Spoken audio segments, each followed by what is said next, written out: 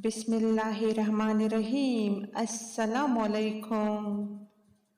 उम्मीद है कि आप सब लोग खैरियत से होंगे, मज़े में होंगे, खुश होंगे। मेरी दुआ है कि अल्लाह आप लोगों को खुश रखे, आबाद रखे। मेरी चैनल को लाइक करे, सब्सक्राइब भी करे, अपने दोस्तों के साथ भी शेयर करे।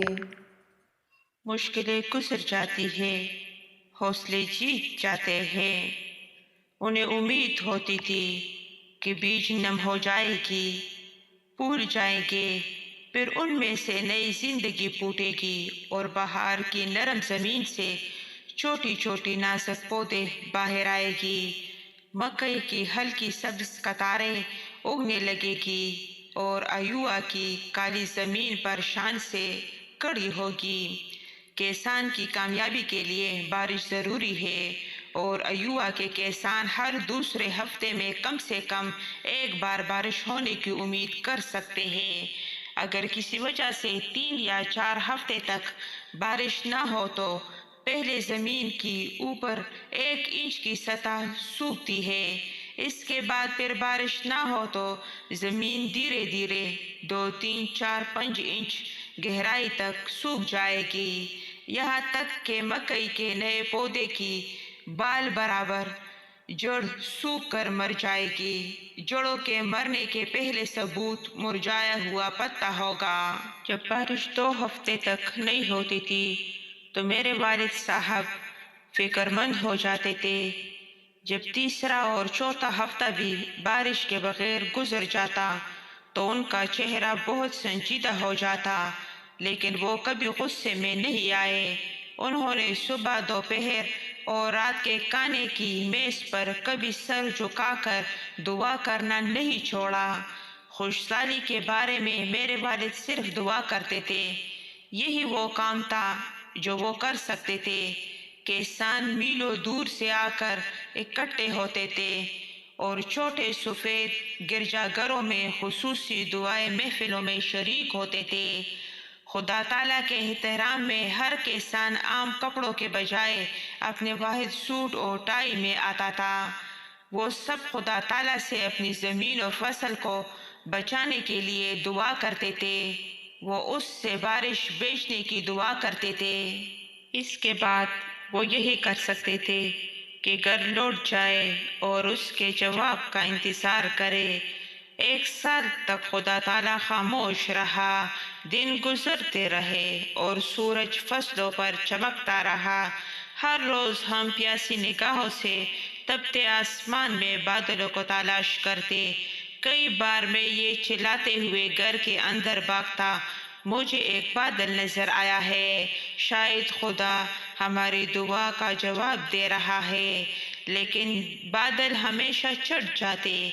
आखिरकार बादल सचमुच इसी तरह इकट्ठे हुए जैसे हमारी दुआ कबूल हो गई हो। उम्मीदें एक बार फिर जागने लगी।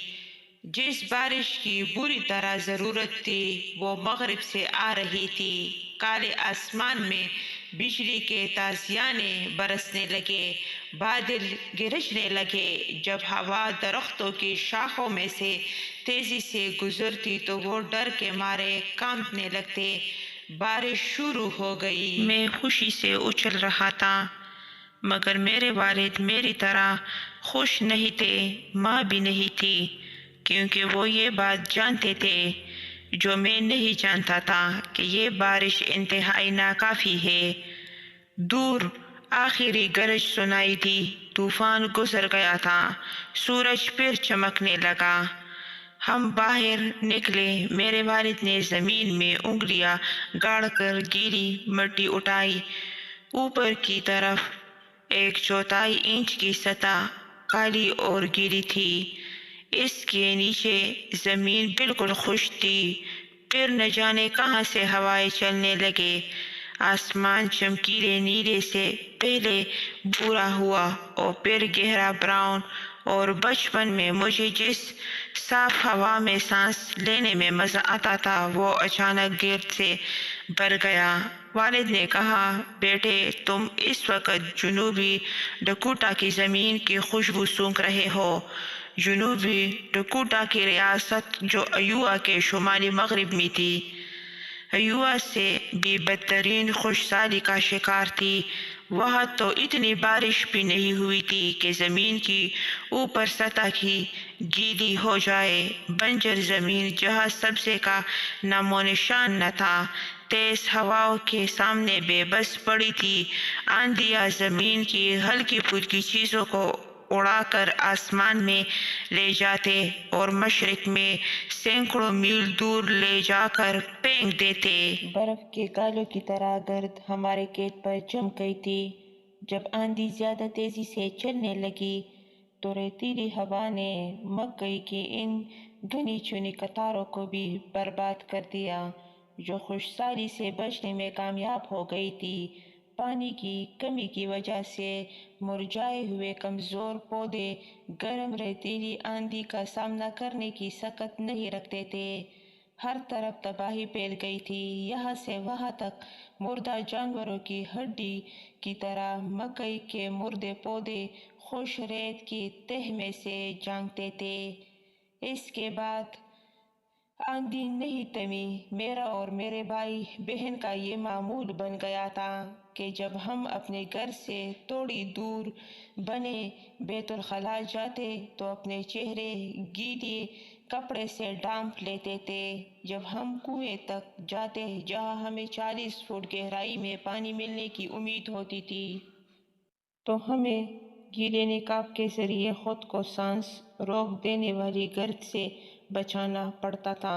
جیسے جیسے شام کی طرح بلکاتے دریا سونگتا گیا، ہمارا پانی بھی کم ہوتا گیا۔ فلائٹ دریا میرے بچپن کا عزیز ترین دوست تھا۔